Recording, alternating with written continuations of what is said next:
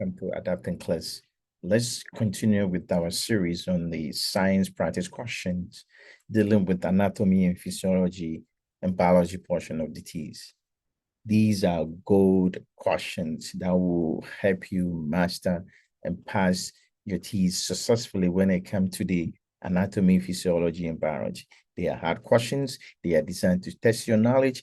I'm going to show you key way to answer them and become memorable so that when you review another question, you'll be able to remember them. Let's get to it. First question, what do you see? The red portion is the key aspect. Always read it from the back.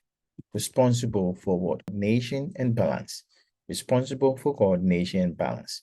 Which part of your brain is primarily responsible for coordination and balance? Then what you do, look at each other options given and see if you remember what they do. The brainstem does not help with balance.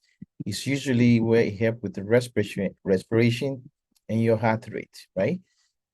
The cerebrum and the cerebellum can be very difficult if you think about it. The cerebrum is usually where you think, your memory is all located and voluntary and function. Hypothalamus control your temperature, but the cerebellum, the bellum is like a bell. You see, bellum, you go from left and right, it's swinging left and right. This is the way you can remember that. Cerebellum basically is responsible for coordination and balance. And that is number one. Right there, right? You can remember that. Cerebellum. The next question, which structure connects muscle to bone? If you have difficulty, think about it. This is your bone, right? What is going to connect this muscle to the bone? The muscle cannot get attached to the bone just like that. There has to be something here. On top of the muscle, bone, there is two cartilage. This is what prevents two bones from rubbing each other, right? The way muscle connect to what? Bone is through what? The tendon. This is how they connect. It's not the ligament, but the attachment of the muscle to the bone is through the tendon. So this is the right answer. I'm showing you key aspect. You have to think about it. When you think about it, you'll be able to figure out how you can master them. What is the role of what? Surfactant in the lung? The best way to answer this question, you have to pick an answer choice that is related to the lung. If it doesn't relate to the lung, don't pick it, right? Surfactant is used for respiration, right? It helps you with the exchange, right? In what? Oxygen and carbon dioxide. How does it do that? It keep where the exchange occur open at all time. Stimulation is not exchange. Breakdown of CO2 is not exchange. I said it keep it open. Protecting the trachea is not where exchange occur. Alveolar. So you keep the alveolar open so that you can have oxygen, carbon dioxide going in and out. So 4 is the right answer. But always use the keyword I call buzzword to be able to answer the question.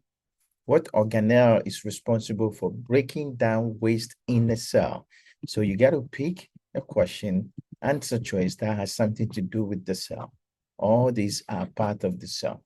But the key word is breaking down. Golgi apparatus package things. It does not break it down. Nucleus contain the DNA. It does not break it down. Rough endoplasmic reticulum make protein. It does not break down. Lysosome break down waste. They are killers. They will destroy everything. So that's your right answer. I want you to use this strategy to answer questions. Responsible for what? Clotting. Which component of the blood is about clotting? Your blood cells don't clot. They carry oxygen, right? Your white cells don't clot. They fight infection.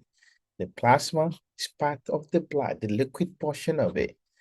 Based on that, our key aspect, which will help with what? Clotting is what? Platelet. Next question. So what is he asking?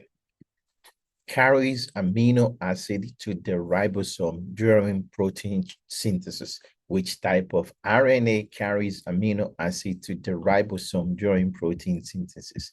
The buzzword is what? Carries. Carries. This does not.